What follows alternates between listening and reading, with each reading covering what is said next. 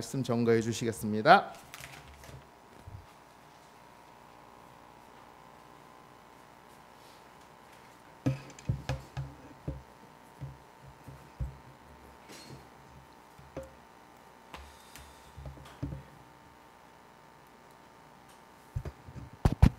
예, 반갑습니다.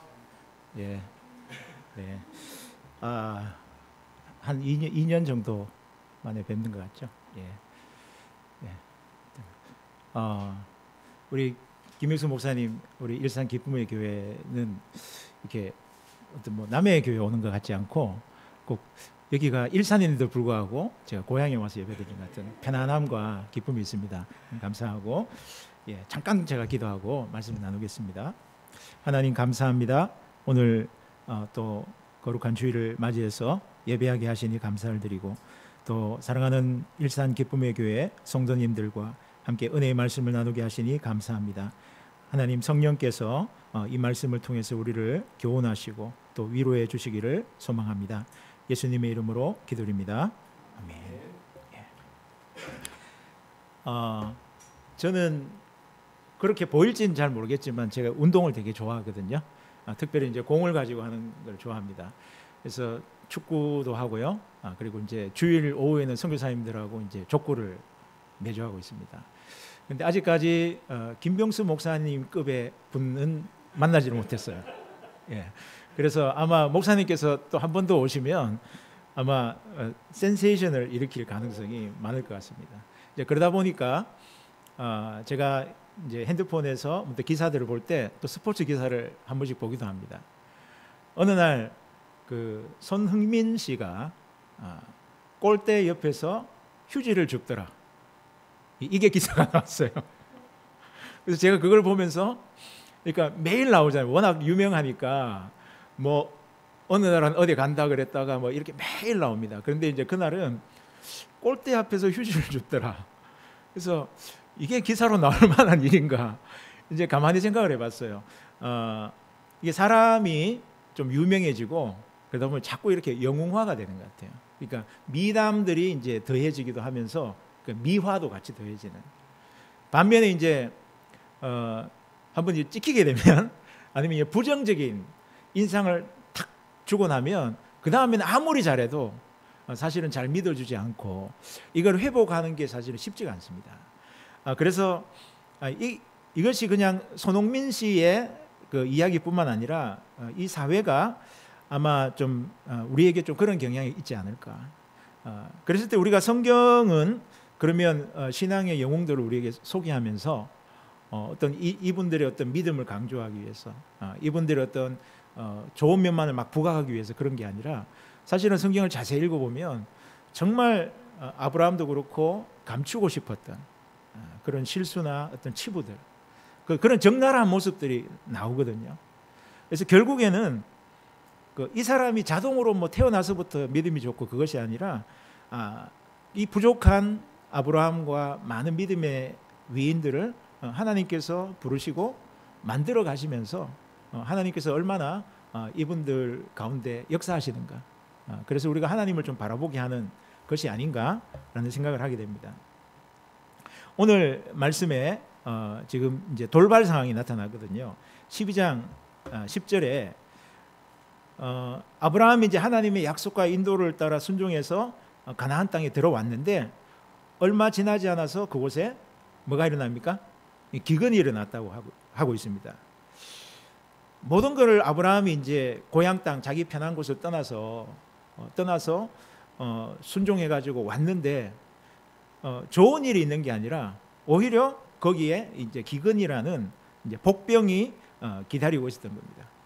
마치 이거는 좀 칭찬해도 모자랄 판에 하나님께서 아브라함에게 좀 이런 미로와 같은 상황에 툭 던져가지고 그냥 좀 던져 놓으시고 좀 아무것도 안 하시는 것 같은 그런 느낌을 가지게 됩니다. 보통 우리는 여러분들 간증 같은 거 많이 들어보시잖아요. 그래서 간증에서 들어보면 이제 주로 단골 손님이 우연의 일치, 예기치 않은 우연의 일치, 이거를 이제 굉장히 드라마틱하게 이야기할 때가 많이 있습니다. 혹시 뭐 기억나신 거 있나요? 뭐 내가 이렇게 뭐 하는데 마침 하나님께서 해가지고 뭐 누가 왔더라 뭐 이렇게 뭐 생각지도 못했는데 기적과 같이 그런 어떤 그 우연의 상황들이 이제 하나님의 어떤 계획이었고 섭리였다는 걸 강조하기 위해서 이제 많이 우리가 간증할 때나 저도 이제 뭐 그런 적이 있는데요. 저도 그 일부는 하나님 그렇게 하신다고 믿습니다. 우리가 생각지도 못했지만 하나님께서는 모든 환경과 사람들을 통해서 이제 그 뜻을 이루어 가시면서 정말 우연 같지만 그 속에 하나님의 어떤 필연적인 그런 섭리가 있다고 믿습니다. 예, 제가 아내와 결혼을 하게 된 계기가요. 제가 왕십리에 거기에서 이제 부교육자를 한 6년 정도로 있었습니다. 왕십리에서. 근데 그 교회를 제가 어떻게 소개를 받았냐면 신대원 제가 2학년 때 이제 사역지를 놓고 기도를 하고 있었어요. 근데 그때 목사님 기억하실지 모르겠지만 그 당시에 이제 그 모 교회에서 신학교로 간 사람이 2사람이 있었어요. 저는 이제 신대원으로 가게 됐고 석주와 지금 목사님이시죠. 대전에서 이제 목회하고 계신데 그분이 이제 총신대학교 신학과로 가시게 됐어요.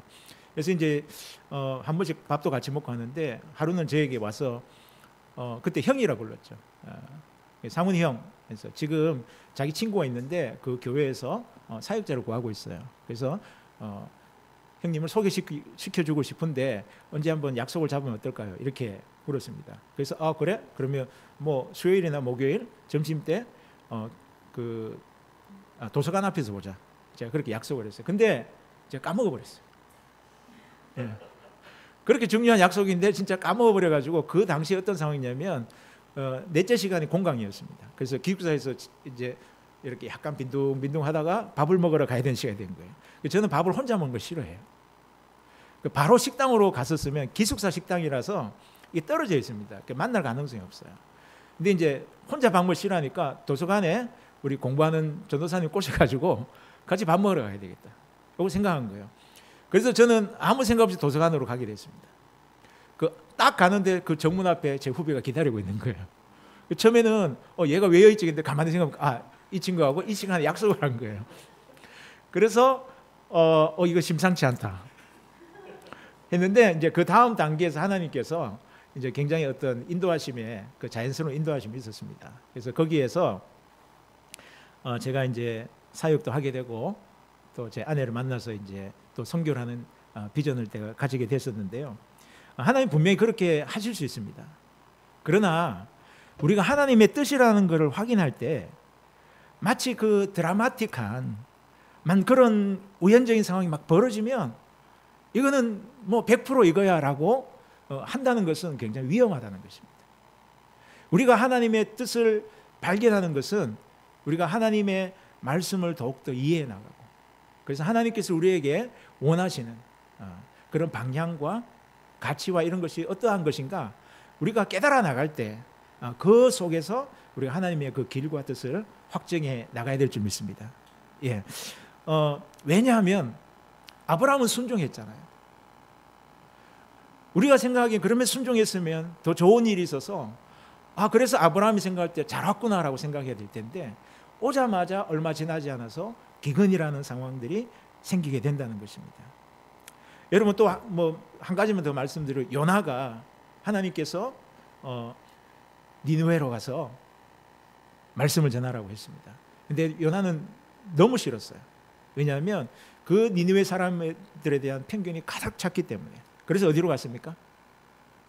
다시스 아주 반대 방향으로 그 요나가 하나님 앞에 고집을 부리면서 갔잖아요. 근데 그 성경에 뭐라고 되어 있냐면 마침 다시스로 가는 배가 기다리고 있다.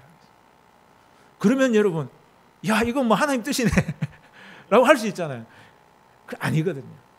그래서 우리는 너무나 그 어떤 그 드라마틱한 우연의 일치보다는 그렇지 않더라도 하나님의 뜻이 드라마틱하든 아니든 간에 그것이 우리들 안에 순종되어지고 그렇게 이루어지는 것에 관심을 가져야 되겠습니다. 여러분 아브라함은 결정합니다. 애굽으로 내려가야 되겠다. 이 기근의 기간 동안에 결정하는데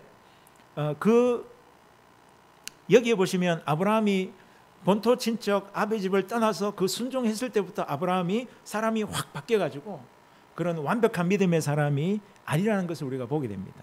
왜냐하면 지금 아브라함이 그 가기를 결정하고 나서 아브라함의 마음속에 뭔가를 아브라함의 마음속에 자꾸 생각되어지고 지배하는 게 있었어요. 그것은 아브라함이 거기에 갔을 때 벌어질 상황에 대한 것이었습니다.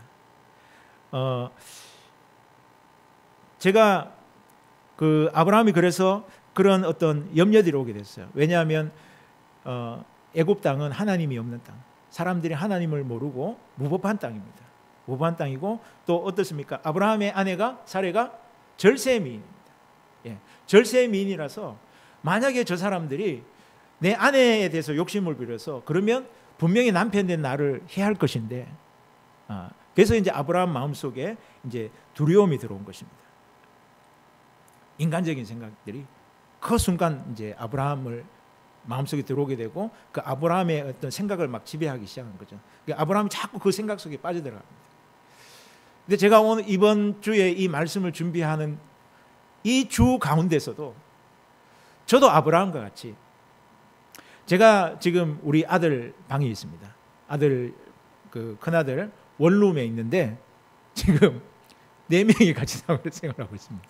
4명이 그래도 이제 조금 큰 방을 구해가지고 하는데 주인이 4층에 살아요.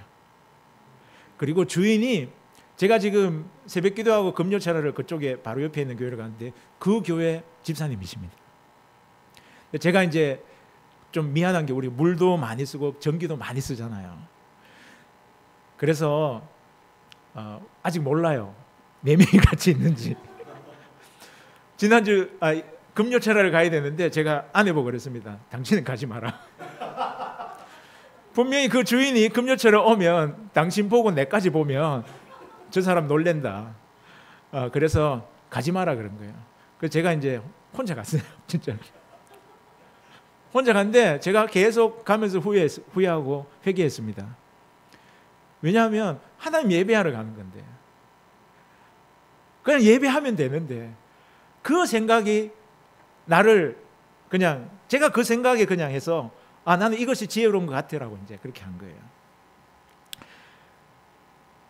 그래서 여러분 우리가 뭔가를 결정할 때 아직까지 마음에 어떤 염려나 두려움이 있다면 우선은 잠깐 멈추고 먼저 우리가 이 염려와 두려움을 극복해내고 또 믿음으로 싸워 나가야 될 줄 믿습니다. 그래서 하나님께 주시는 우리가 하나님의 뜻을 선택하고 하나님의 길을 우리가 찾아 나갈 때 하나님이 우리에게 주신 기쁨과 평강이 있어요. 또 그것이 아직까지 오지 않더라도 우리가 그러한 마음의 태도를 결정하고 나면 성령께서 우리에게 평강과 기쁨을 주신다고 합니다. 빌립보서 4장 6절에 7절 아무것도 염려하지 말고 어떠한 일에 모든 일에 오직 모든 일에 무엇으로 기도와 간구로 너희 구할 것을 어떻게 함으로 감사함으로 하나님께 아뢰라. 그리하면 지각에 뛰어난 하나님의 평강이 그리스도 예수 안에서 너희 마음과 생각을 지키시리라. 아멘. 예. 염려와 불안은 오늘 세대에서 점점 늘어나고 있어요. 왜 그러냐면 사람들이 점점 지혜로워지기 때문에 그렇습니다. 생각들도 옛날에 그냥 뭐 그런 게 그런 거예요 이렇게 단순하게 사는 게 아니라 이제 살아가려고 하다 보면 이제 이 사회가 그렇게 바뀌어지는 것 같아요. 그러면서 이제 염려가 더 많이 늘어나는 거죠. 제가 이제 우리 아들 막내가 초등학교 2학년, 3학년 때 태국 학교를 보냈습니다. 현지 학교를 보냈는데요. 근데 제 막내를 보면서 한국 학부형 그 선교사님이 저희들을 보면서 너무 부러워하시는 거예요. 우리 애는 적응하는데 너무 힘들어해가지고 근데 우리 예준이는 왜 그렇게 활짝활짝 웃어요? 예. 너무 얘가 즐거워하는 것 같아요 라고 하시는 것 같더라고요. 근데 얘가 태국말을 알아듣습니까? 못 알아듣습니다. 처음에 가가지고 못 알아듣고요. 얘도 전혀 적응 안 됩니다. 근데 이제 얘는 왜 그렇게 행복하게 보였을까? 얘가 이제 그때 태국 학교에서 어떤 문제가 있었냐면 잘 웃어요. 김병수 목사님도 살인 미소잖아요. 예, 목사님의 다음 세대라 보시면 됩니다. 그래서 그 우리 예준이가 가면 항상 웃고, 그러니까 선생님 물었습니다. 알겠냐 물으면 또 웃습니다. 그 선생님이 아는 줄 알아요. 아는 줄 알아가지고 그냥 넘어가요. 그 정도로. 그런데 제가 가만히 생각해 보니까 얘는 뭐를 힘들어야 되는지 모르는 거예요. 그냥 뭐를 걱정해야 되는지 모르니까 그냥 해맑게 웃는 거죠. 예. 그래서 막 믿음이 좋아서는 아니지만 이 사회가 점점 복잡해지고 생각할 게 많잖아요. 지금 그 예준이 또래 한국에 학교 보내시는 부모님들 막 전쟁입니다. 서류 뭐 준비하고 이게 보통 일이 아니더라고요. 보통 일이 아니더라고요. 이만큼 뭘 하나 하는 게 정말 쉽지 않고, 물론 이제 잘 해내면 우리가 감사하고 기쁜 일이지만 그 과정까지 가기까지가 정말 옛날하고 다르지 않습니까? 그랬을 때 우리가 그 염려와 싸워나가는, 그래서 우리의 마음을 하나님의 평강으로 지키는 그런 은혜가 있기를 바랍니다. 아브라함의 가족이 가면 금방 표가 나요. 왜냐하면 외부인이기 때문에 그 말의 억양이나 생김새에서 이 애굽 사람들은 이 사람들이 외부에서 온 사람이라는 걸 금방 알 수 있습니다. 그래서 주목의 대상이 됩니다. 주목과 관심의 대상이 되기 때문에 아브라함은 더욱 두려웠던 것입니다.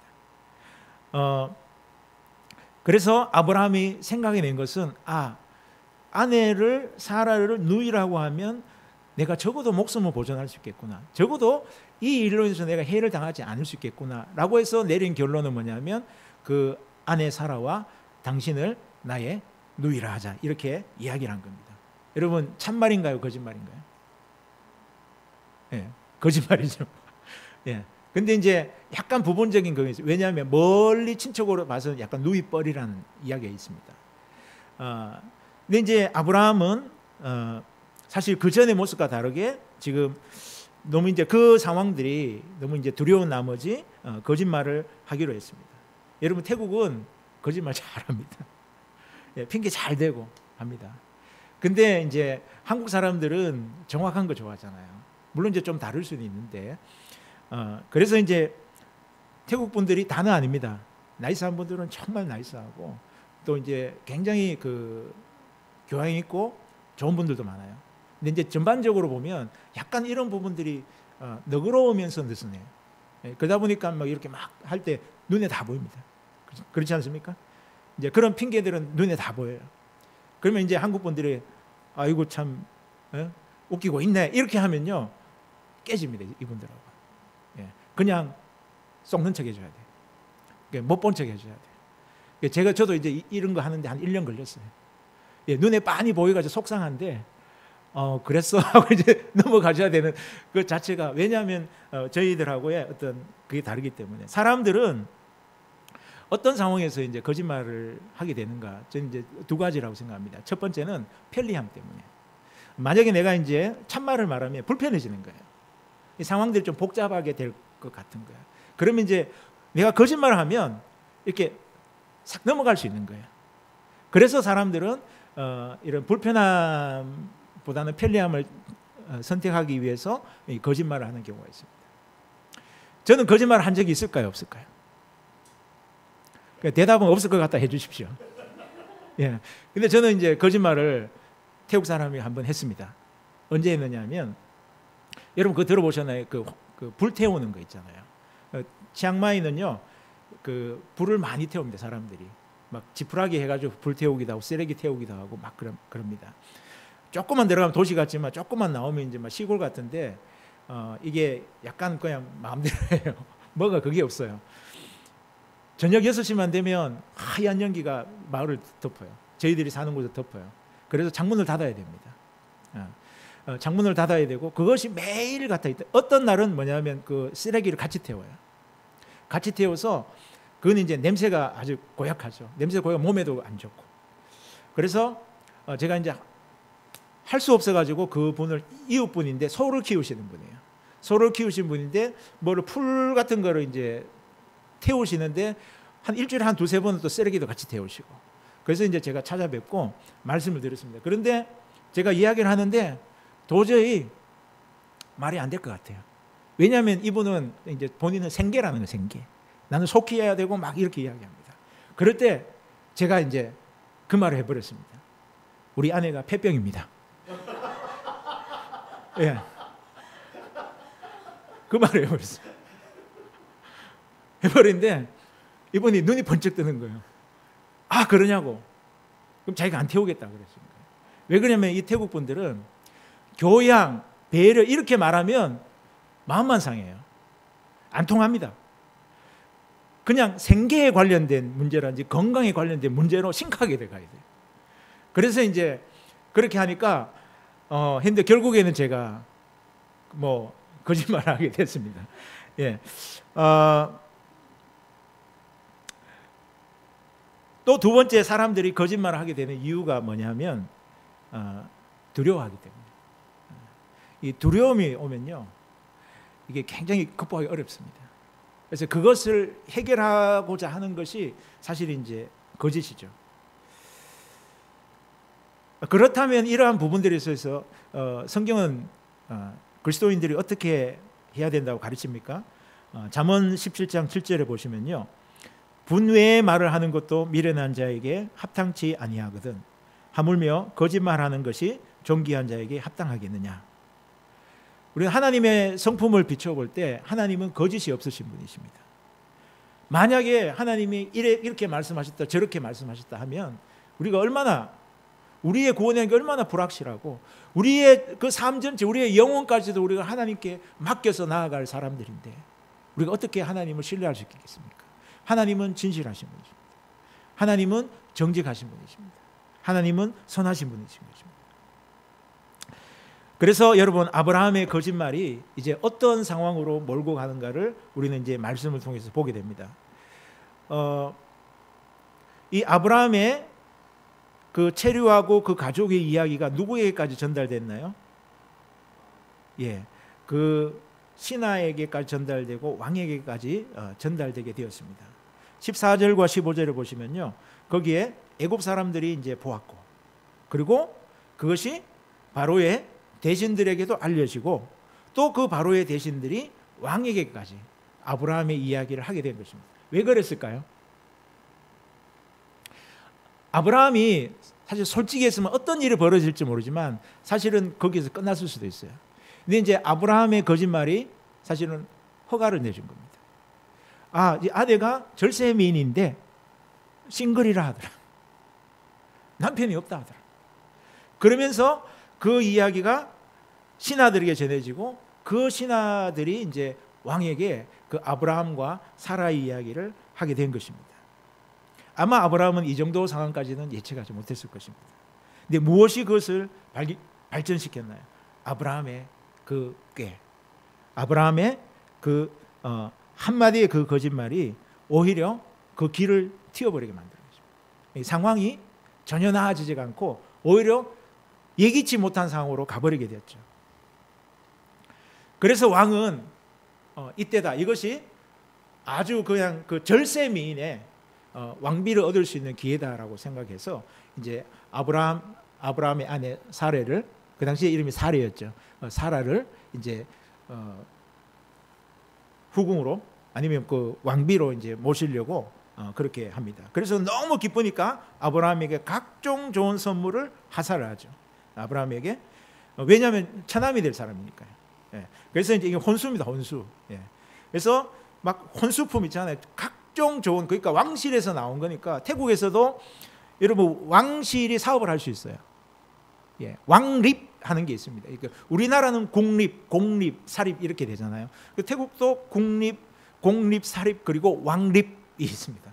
그 왕립, 거기에서 이제 그 채소나 과일 같은 걸 파는데 그거는 유기농이에요. 그러니까 고품질의 것들을 팝니다. 그러면서 이제 그 왕실이 그런 사업을 하는데, 그 왕실에서 그 하사하는 게 얼마나 좋은 거였겠어요. 여러분, 아브라함이 이제 그것을 받아들고 아마 그거를 거기 어디에다 놔뒀는지 모르겠지만 그 선물들을 보면서 마음이 어땠을까요? 마음이 기뻤을까요? 여러분 혹시 그런 적 없으신가요? 이 벌어진 상황의 책임이 누구에게 있나요? 자기 자신에게 있습니다. 왜냐하면 자기가 그런 거짓말만 안 했다면 이 정도 상황으로까지 발전을 못했을 건데, 그러니까 누구한테 말할 수도 없습니다. 오로지 내가 안고 가야 되는 거예요. 내가 뭐를 선택했는데 난 이걸 하나님 위해서 선택했어.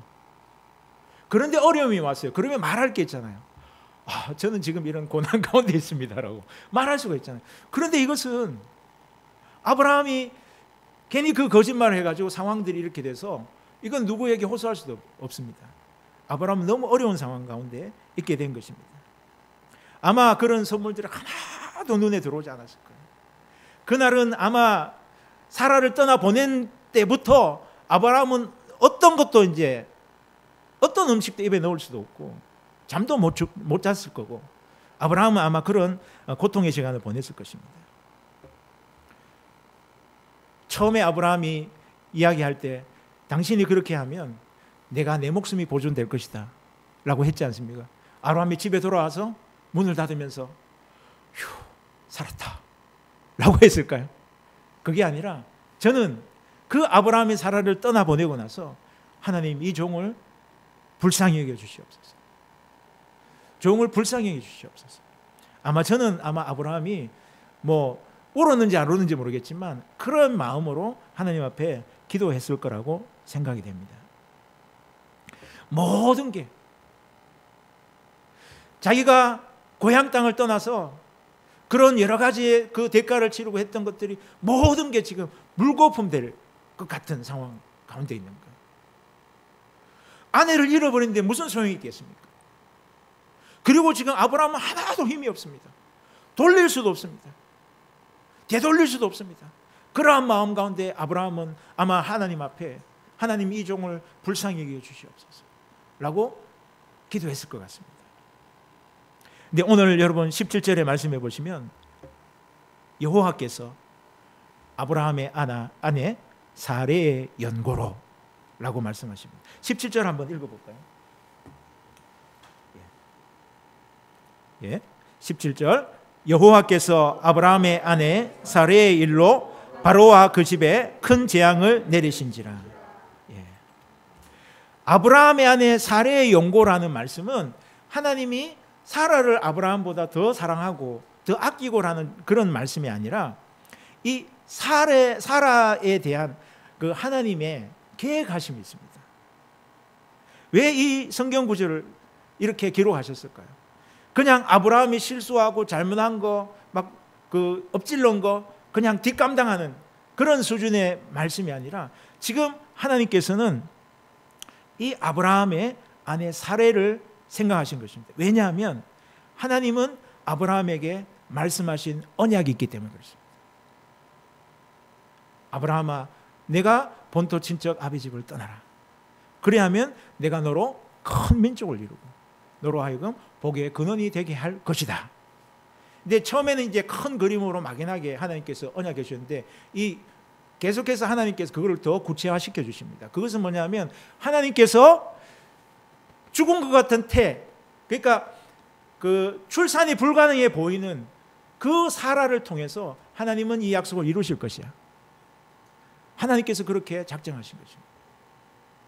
그래서 그 하나님의 언약 아래서 사레를 보호하시고 사레의 그런 순결과 그러한 것은 너무나도 중요한 사항인 것입니다. 그래서 하나님은 그 아브라함 가족에게 주신 그 언약을 기억하시면서 하나님의 손을 펼치십니다. 어떻게 하셨는지는 잘 모르겠지만 바로가 정신이 번쩍 들 만큼, 그리고 바로가 아브라함을 만나서 네가 왜 그렇게 했느냐 그러면서 빨리 데려가라, 빨리 데려가라. 그 말씀은 뭐냐면 만약에 바로가 이 사례를 잘못 건드리게 되면 바로는 이제 두려운 거예요. 이게 하나님의 그 손이 자기를 어떻게 할지 모른다, 이 민족을 어떻게 할지 모른다. 그러니까 빨리 데려가라, 그렇게 이야기를 하게 된 것입니다. 무엇입니까? 하나님의 능하신 손이, 하나님의 능하신 손이, 아브라함을 향한 언약을 기억하신 하나님의 능하신 손이 지금 아브라함의 가족을 위기에서 구원해 주시는 것입니다. 왜냐하면 내가 너로 큰 민족을 이루고 너의 자손이 하늘의 별과 같을 것이고 바다의 모래와 같을 것이다라는 그 출발점이 바로 하나님께서 사라의 몸을 통해서 이삭을 낳게 하고 그러한 하나님께서 언약을 이루시고자 하는 그러한 계획이 계셨다는 것입니다. 여러분, 하나님께서는 여러분을 통해서 그분의 나라를 확장하시고 그분의 언약을 이루시기를 작정하신 줄로 믿습니다. 그래서 우리는 기도해야 됩니다. 하나님의 그 은혜의 손이 우리를 이끄셔서 우리가 비록 아브라함같이 넘어지고 실수하고 뭔가 엎지르고 그런다 할지라도 점점 더 그 과정 속에서 절망하지 않고 성화되어 가게 해주시고 또 하나님의 그 보호와 인도를 경험하게 하여 주시옵소서. 우리가 그렇게 기도해야 되겠습니다. 여러분, 자칫하면 우리는 우리의 생각이 어떤 인간적인 생각, 어떤 세상적인 생각들이 우리를 잠식하기 쉬운 것입니다. 그러므로 우리는 하나님의 언약, 그리스도의 사랑의 언약을 붙들고 우리는 기도해야 될 줄 믿습니다. 여러분, 말씀을 마무리하고자 합니다. 구약에서 여러분 시기적으로 가장 마지막에 기록된 성경이 뭔지 아십니까? 김명수 목사님은 대답하지 마시고 알고 계십니까? 예. 뭔지 아십니까?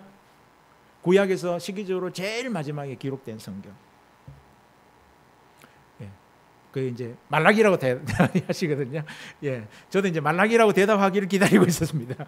말라기라고 대답, 이거는 이제 편집돼 가지고 이제 말라기가 소선지서 제일 마지막에 이제 이렇게 편집돼서 이제 위치하게 됐는데요. 제일 마지막에 기록된 성경은 역대상하입니다. 예. 역대상하는 원래 한 권의 책인데 언제 기록이 됐느냐? 이스라엘이 망하고 포로로 잡혀가고 돌아오고 나서 여전히 폐허 가운데 있는, 성전도 무너져 있고 그런 가운데 있는 그런 참담한 현실을 보면서 역대서의 기자는 하나님 앞에 묻습니다. 하나님, 그럼에도 불구하고 이스라엘이 소망이 있습니까? 그리고 그가 성령의 인도를 따라 붓을 들고 다시 다윗의 역사, 다윗이 열조의 역사들을 기록하면서 그가 내리는 결론은 이스라엘이 지금 여전히 그 포로로 돌아와서 그런 너무나도 황량한 척박한 그 삶의 현실 속에 이것이 아닌데 이렇게까지 될 수밖에 없었나라는 그런 탄식 속에 있다 할지라도 그 역대서를 통해서 말씀하는 것은 여전히 이스라엘은 하나님의 언약 아래 있는 백성이다 하는 것입니다.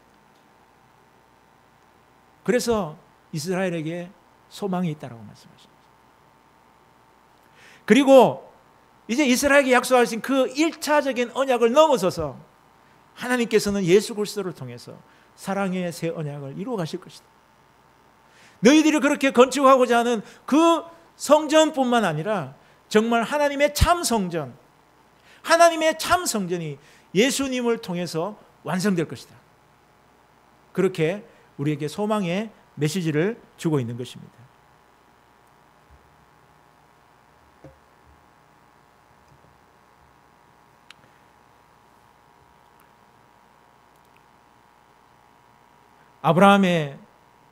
아브라함이 초래한 어마어마한 위기와 잘못에도 불구하고 하나님께서는 언약을 기억하시고 전능의 손을 펼치셔서 사라를 구원하시고 그 언약을 이루어 가십니다. 그리고 그 아브라함을 그 자리에만 머무는 것이 아니라 한 걸음 한 걸음 극복해 나가면서 결국에는 모든 사람들에게 믿음이란 이런 것이야, 믿음이라는 것은 이렇게 살아가는 것이야 라는 것을 한 줄기 보여줄 수 있는 그러한 사람으로 빚어나가시는 것입니다.